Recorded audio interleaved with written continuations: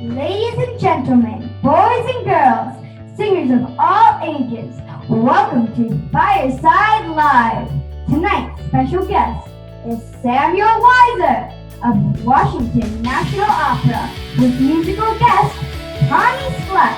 And now, here's your host, straight from the hallway, Dr. B, your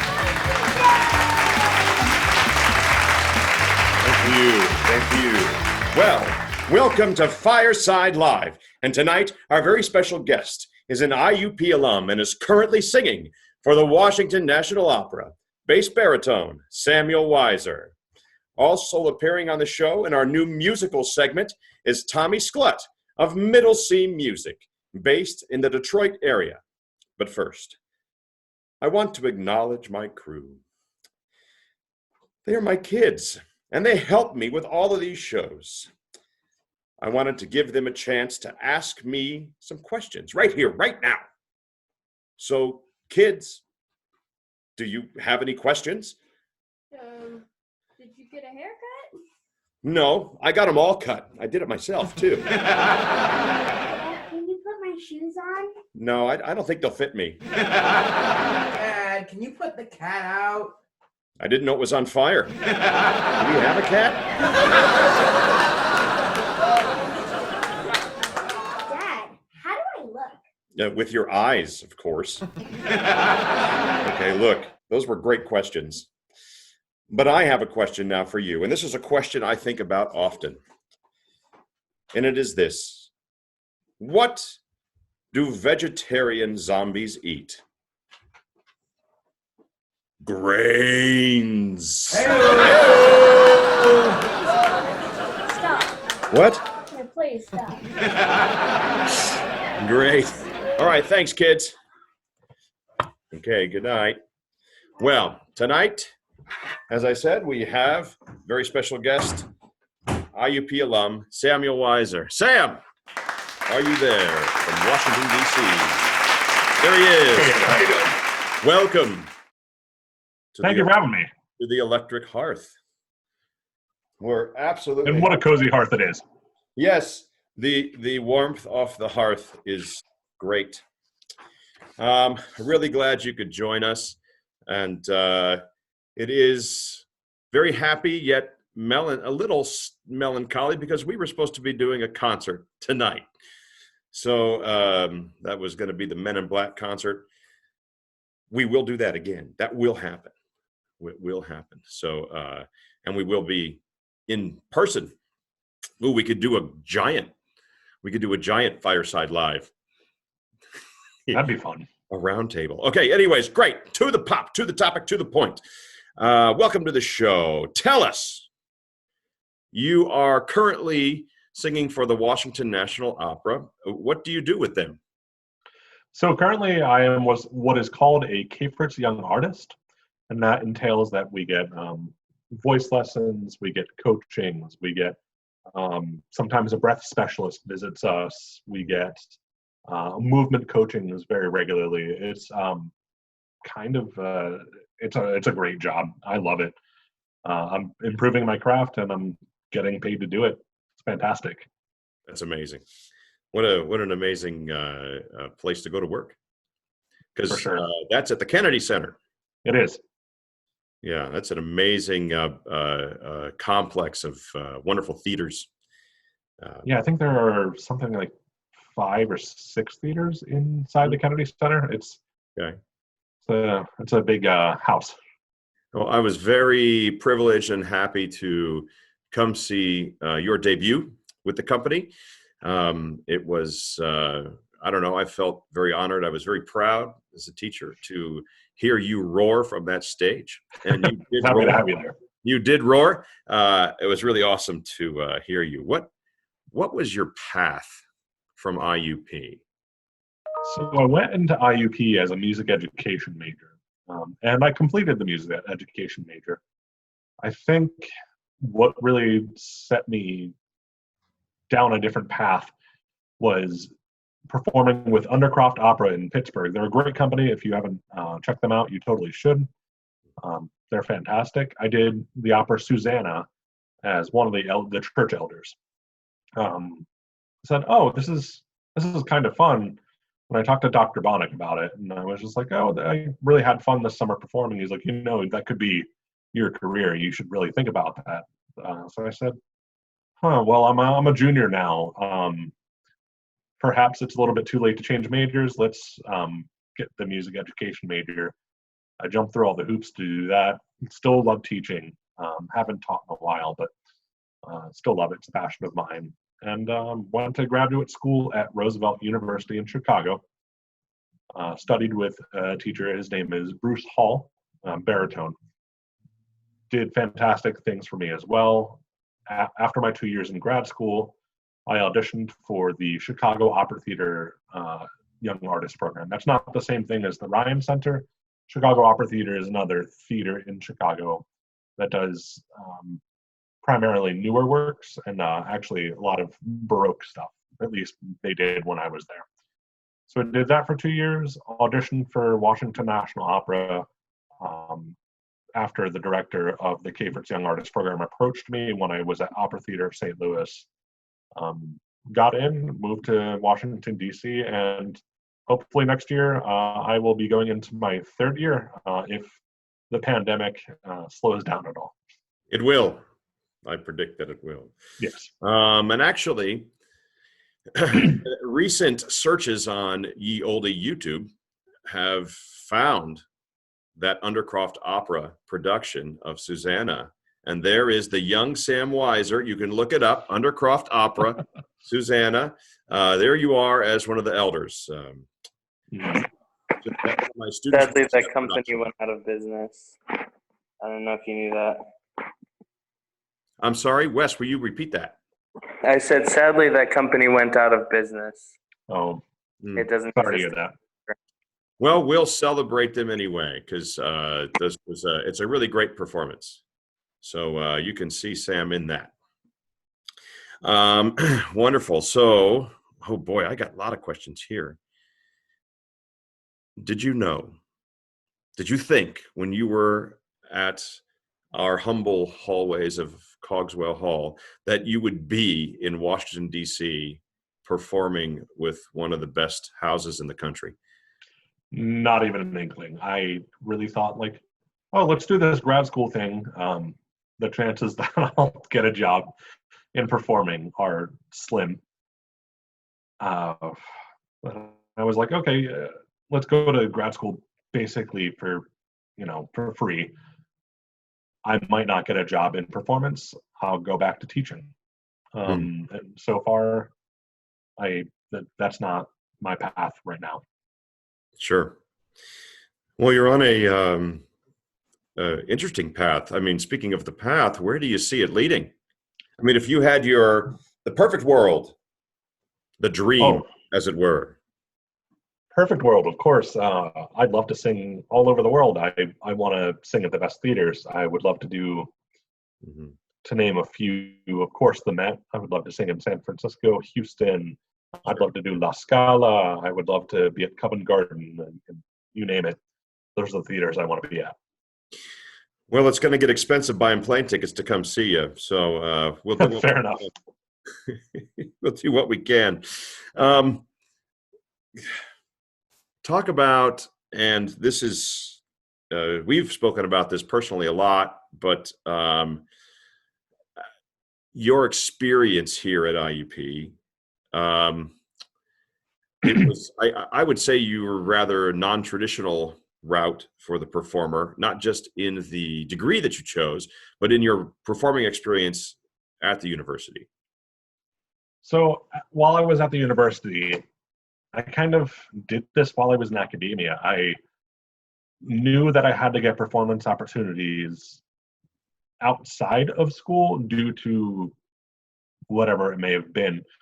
So I was fortunate enough to have the support to be able to go to Pittsburgh and participate with Undercroft Opera when they were still around.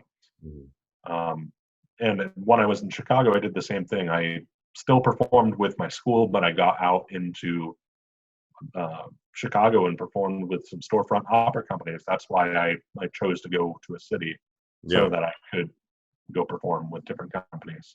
And that experience must have been invaluable. It really kind of just built the kind of musician I am today, the kind of musician and performer I am today. Mm-hmm. Mm-hmm. Yeah, I always say, and some of you who are my students have heard me say this, that the goal, well, it'd be nice, is not to be the star of IUP Opera Theater. The goal is for a career. So building those necessary skills to take you to the next level, which is, I've had a lot of students that have worked really hard, and I think you've worked the hardest of all of them, because we did that. I mean, we have at IUP, as most of you know, music ed majors only get an half-hour lesson. That's 30 minutes. That's 30 minutes to build a voice, put together a package, and go out there. So, hats off to you and your work ethic. Thank you so much. I have to add to whomever might be listening, I was not the opera star. I made it in an opera workshop once. It was my final semester. I think I sang one piece on the concert that we did. Mm-hmm. So, just because you might not be doing a lot at IUP, a lot of productions, or in opera workshop, or you don't make this ensemble, you don't make that ensemble, doesn't matter in the long run. If you put forth the work, it will pay off. Yeah, this is I hope we all take this to heart. I mean, finding those opportunities. The people who you went to work with were professionals and semi-pros, and people who, being exposed to talent level, that was of a certain level is, that just pushes you in my mind. Absolutely. Mm-hmm. So throughout your journey here, who has influenced you? Because you've worked with world-class, stellar people, but what influencers along the way? So, I'd be remiss if I didn't say you, to be perfectly honest. It's funny, when I came into undergrad, I didn't have, sorry?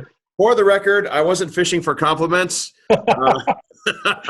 but thank you. So, sorry, go ahead. So you, of course, I came into undergrad, I didn't have vibrato. I sang straight tone. I couldn't produce a classical sound. I sang flat, you name it. I had so many issues that Dr. B and I worked out. But beyond undergrad, my teacher, Bruce Hall, Mm-hmm. he was fantastic. He built my instrument with the foundations Dr. Bonnet gave me. And currently, I actually had a lesson with him the other day, right before the weekend. Neil Shikoff, if anybody knows that name, is my current teacher. He's out of this world. He's Yeah, look him up. Shikoff. I said S-C-H... S-C-H-I-C-O-F. Yeah. You look up his Kuda Kuda from Evgeny Onegin. Yeah, Oh, fabulous tenor. So good. Yeah. Sorry, continue. And my coach in grad school was fantastic. He got me a bit in shape. His name is Scott Gilmore. He works at Roosevelt University. Mm-hmm. And currently the coach that I work with the most at Washington National Opera is Ken Weiss. And Ken is just the sweetest human being and teaches me so much, and is very patient and has an encyclopedia of knowledge in his head. Yeah, that's fabulous. Well, in just a minute, we're going to go to our musical guest. And after our musical guest, we're going to have an opportunity for those who are watching at home to ask questions and have a conversation with Sam. So before we do that, just impart on us just a bit of wisdom from the right shirt to wear, as we are wearing today. Hard work is foremost, I'd say. You really kind of have to want it. Opera is one of those things that if you're, halfway about it, don't do it. It's not worth it. If you can't imagine yourself doing anything else, then and only then, I think, is the right way to do this career. you can't be half in. You have to have 100% in this all times. Yeah, I think we can draw a parallel to just about any career that and that, which is interesting to me because we think of the arts as being, oh, you're going to starve, you're not making any money, this kind of thing. Which everybody who I know, they eat. Yeah, they eat just fine. So, okay, well, Sam, I'm going to ask you to mute your camera while we do the musical guest, and then we'll bring you right back. Okay, thank you. Well, it is my distinct pleasure to introduce this young singer. When I was a doctoral student at Michigan State University, I taught a young baritone who had aspirations of tearing up the piano bar scene, which he did in Chicago's famous Howl at the Moon and several other piano bars and venues. He is now based in the Detroit area and has started his own music school, Middle C Music. 6 nights a week right now, he can be found on Facebook live. You can find him at Tommy Sklut Music on Facebook. He's raising money for out-of-work musicians and educators. Follow Tommy Sklut Music, S-K-L-U-T. Without further ado, and I think the song we'll all know, I present Tommy Sklut. Okay, so I'm recording this little section for my dear voice professor, Dr. Joe Bonnick. He was so kind to me when I was trying to finish my degree at Michigan State. He's doing a little fireside chats as your voice instructor, and he asked me if I wouldn't mind recording a song for him, and I said, of course. So this goes out to you, Dr. Bonnick. Thank you so much.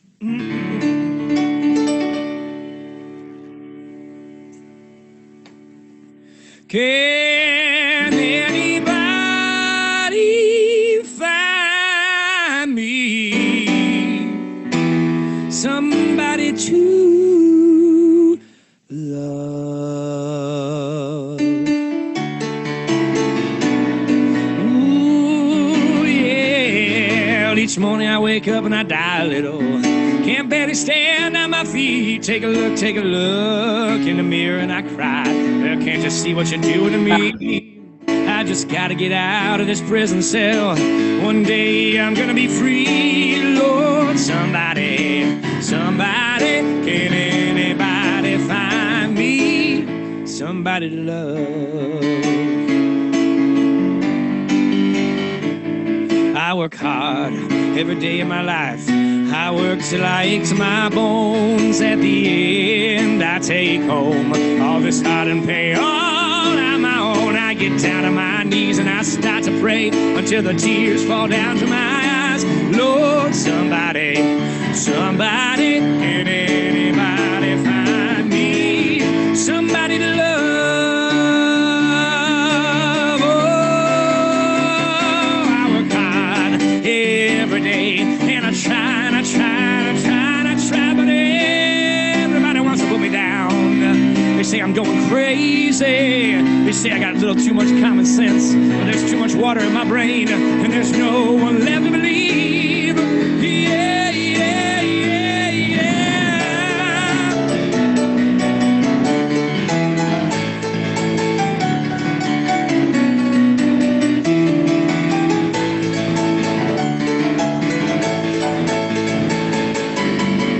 Oh, somebody, can anybody find me somebody to love? I got no feel, got no rhythm. I just keep losing my feet. That's okay, that's alright. No, I ain't gonna face no defeat. I spent all of my years believing in you, but I just can't get no relief, Lord.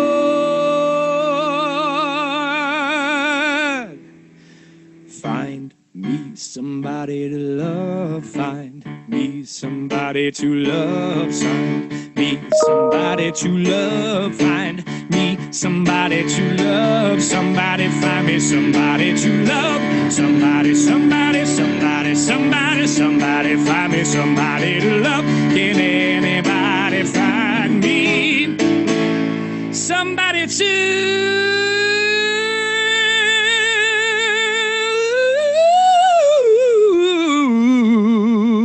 love? Somebody to love. Somebody to love.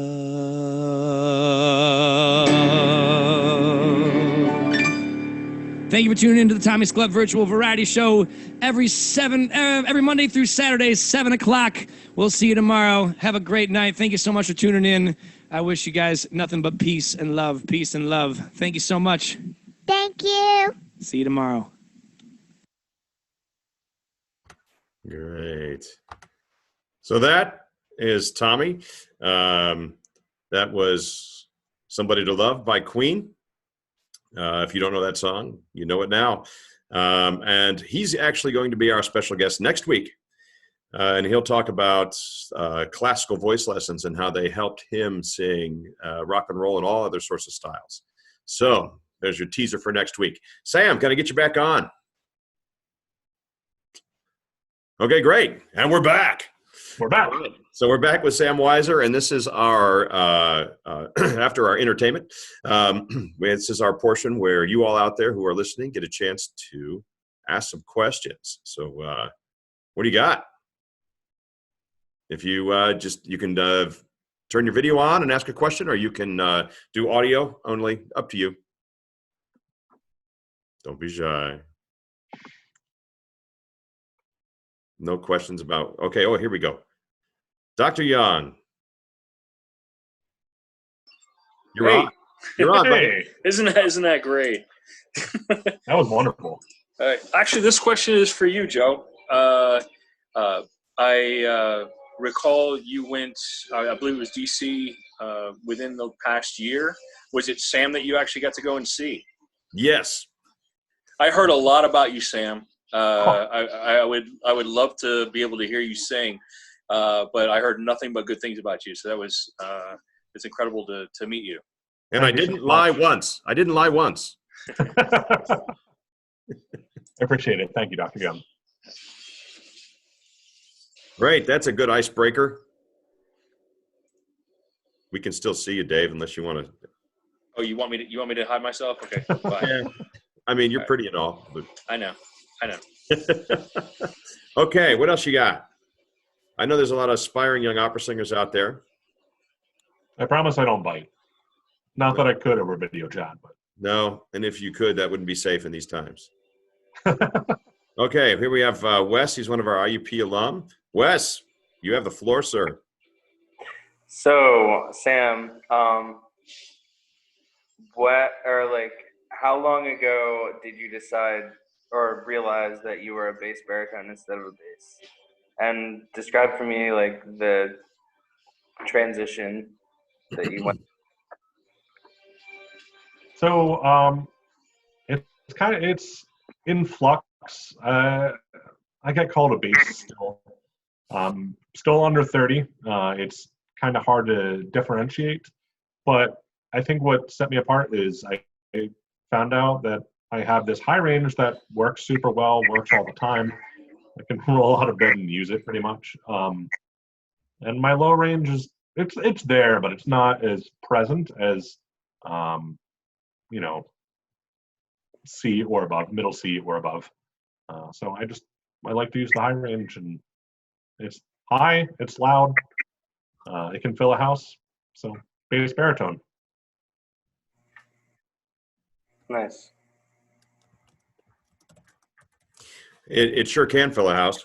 Your voice is huge, man. Looking for my phone. All right, making sure I don't have anybody texting me questions, because sometimes that happens too. Sure. Okay. Wes is back. You got more? No. No. You I just have want a to be back. question. Okay. Sure. Yeah, Vanessa. This is Vanessa Salisbury. She's going to be. I'm just going to introduce you because they're. Okay.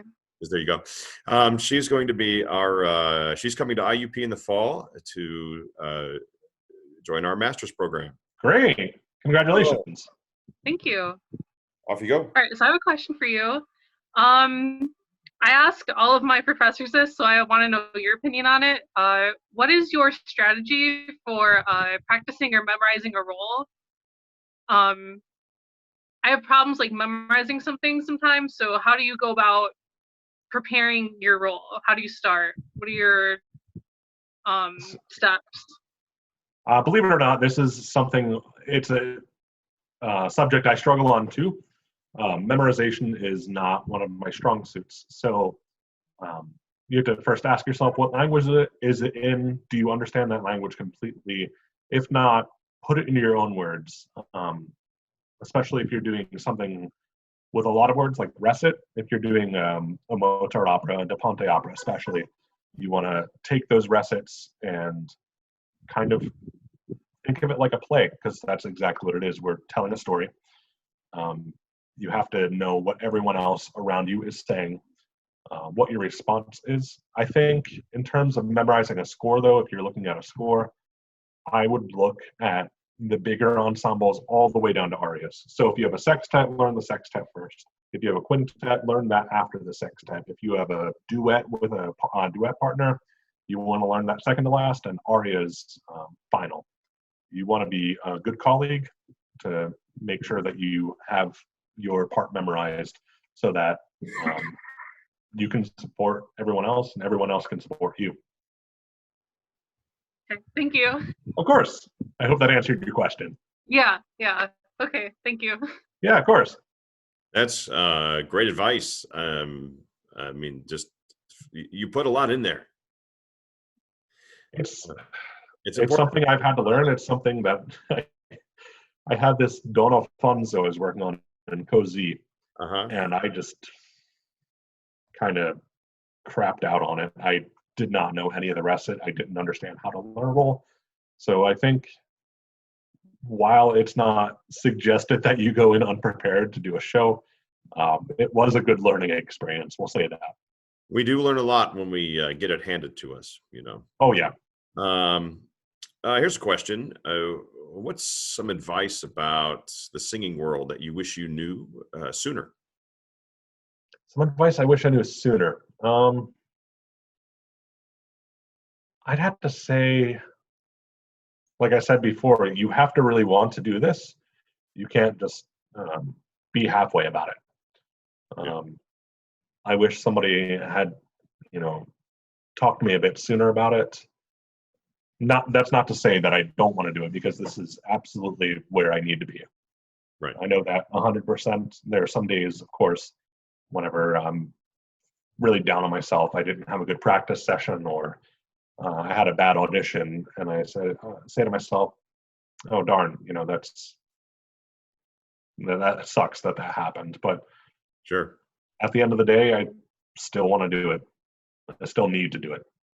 Yeah, that means you're in the right place. So, all right, Wes, go ahead, and then we have a question from Kennedy. So, Wes, go ahead. Is there any, or have you ever had like songs or roles that you didn't really want to do, but you still have? Can you answer that question on the air? I'm trying to think. Should you answer that question on the air?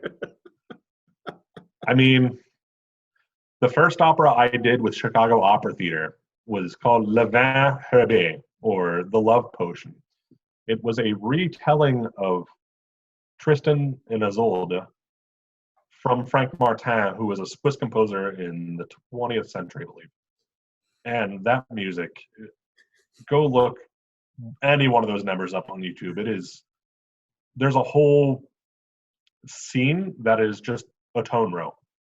Oh, my goodness.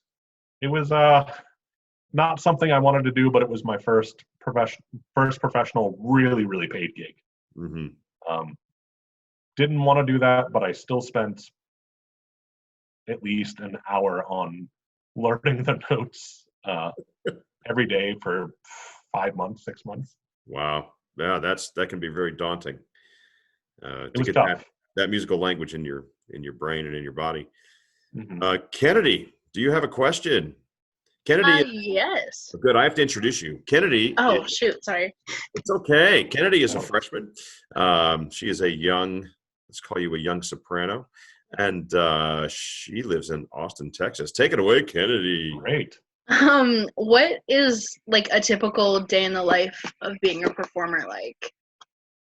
So a typical day in the life, I'm in a young artist program, so it's still pretty structured. I'll have a language coaching usually, which means an hour one-on-one, either Italian or German. I will have a vocal coaching usually. Sometimes there will be movement coaching for 45 minutes or an hour. There are a lot of different things that we do. We have a concert coming up. We have group coachings. And when we have the group coachings, you better know your music. You have to make sure that you don't leave your colleagues hanging. But from what I understand, as a performer outside of the young artist circuit, you really need to have structure in your day. You have to make your own schedule, whether that means you practice 45 minutes or you practice 3 hours. If you're improving, if you're learning your music, if you're memorizing your music in the 45 minutes, fantastic. But if it takes longer, it takes longer. You have to know where your strengths lie and how much time you actually need individually as a performer, because nobody is the same as anyone else. I Thank think you. that's Of course. yeah, great question. I think that's really great advice. We are all different, and we all bring different skills and natural abilities to the table. And we have Kyle had some questions in the chat as well. So I'm sorry, I didn't mean to. No, I'm getting to them. We got them. Okay, I just didn't want them to get missed. No, we won't miss them. We won't miss anything. We're going to save one of them. I'm going to save for the end. Yeah. You might guess which one that is. Sure.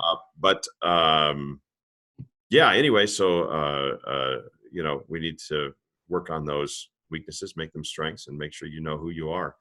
So we need some strategies here. We get to make connections. We want to go to grad school. We want to go on to the next level. Any advice and strategies in terms of grad school applications, young artist programs, etc.?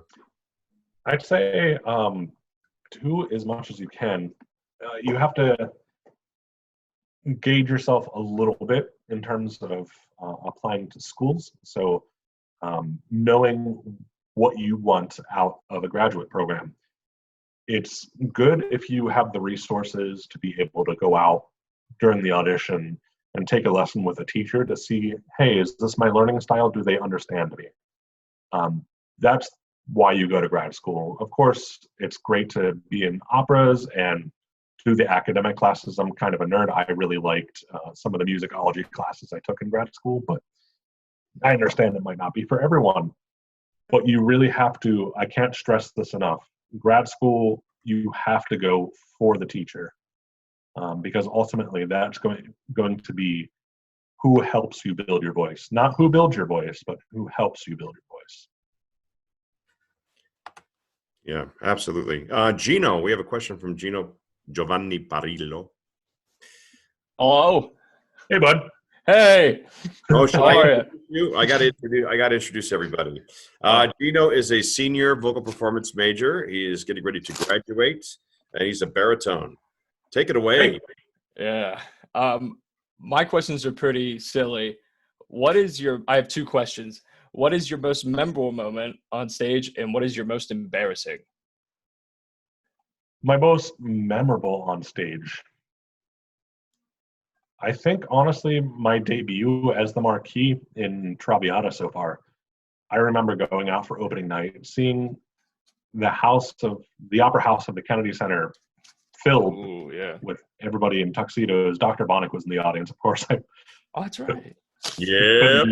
See him out in the audience, but I just remember getting out there, and if you know Traviata at all, the opening scene is a big chorus scene, and all the compromario are on stage, and it's a lot of fun. I just remember sitting with the choristers and doing my womanizing thing, because that was the characterization we wanted for the Marquis, and just looking out in the house and saying, man, this is as many people as I've been in front of ever.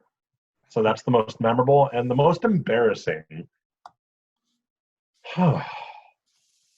So I don't get embarrassed very easily, but I will say I was doing a Sprecher, or the Speaker of the Temple in Magic Flute, this past fall, and during our performance, we had different levels on the stage, and I kind of didn't see where some of the levels were, so I didn't fall, but I definitely slipped down to the next level. I felt my shoe, kind of slip. I hit the second level, so I was like, cool, that's where it is. All right, so I guess that's probably the most embarrassing. If you get a chance, and maybe this is something field trip, going to the Kennedy Center is pretty awesome. Just to let them in on some of the experience, because it is the nation's capital, they play the national anthem. The orchestra comes out. The conductors from some other country comes out, and the orchestra, everybody stands up. And I could say I sang there because I was in the audience singing. Not the same, of course, but it was pretty awesome. And to see up on stage was, that was a special feeling for me. So great. What else we got? We may be at the end of our time. Great. Can I ask another one? Great question. Oh, shoot it, Vanessa! Go! Please, come on. Hello again. Hello again. So I wanted to ask, do you ever deal with like extreme stage anxiety, or have you ever? Sometimes when I get on stage, I feel afraid that I'm just gonna like forget everything, and sometimes I end up blanking for a split second. So have you ever experienced that, and what do you do to battle stage anxiety if you have it? That's a great question. So I have normal anxiety just day to day as a human being. So it might not work for everyone. I don't know what your state's laws are, but sometimes I take what's called CBD, and that helps kind of focus me a little bit when I'm on stage. I don't take it all the time, but it does help. But in terms of strategies, you have to know your part well, I would say. Sometimes that just doesn't work, but there's no need to panic. Panic only makes it worse. It kind of will fall apart if you panic. So just take a deep breath.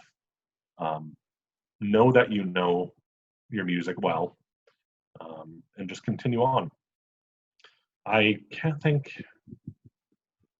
I'm sure there have been times where I blanked on something, but I remembered it when I performed it, which is, it happens. Oh, yes, I remember. I was performing the Mussorgsky Songs and Dances of Death. That's a lot of Russian. It's about 20 minutes. None of the songs are strophic, all different words. I remember I blanked on some words. I just kept singing, made Russian sounds while I was singing. And I just got back on. I remember my Russian coach was in the audience, and I looked at her, and she kind of helped me get back on, which was great. You don't always have that crutch, but that's what I used at the time. Okay, cool. Thanks. Of course. Well, in that same arena, there must be practice regimens and warm-up regimens and music learning regimens that you use. Maybe the short, can you maybe give us a hint of what some of that stuff is? We learn a piece backwards. I'm not saying learn the words backwards, but take the last 16 bars of a piece. Learn that, memorize that. Cool, you have that done. Do the 16 bars before that.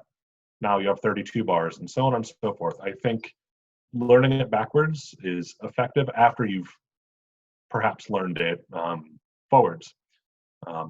You have to know your translations. That's something that I also didn't know in undergrad. I remember I was doing a master class with you, Dr. Bonnick, and I remember you asked me, what does this mean? And I pull out my phone, You start to pull up a translation. You say, no. If you don't know it, you don't know it.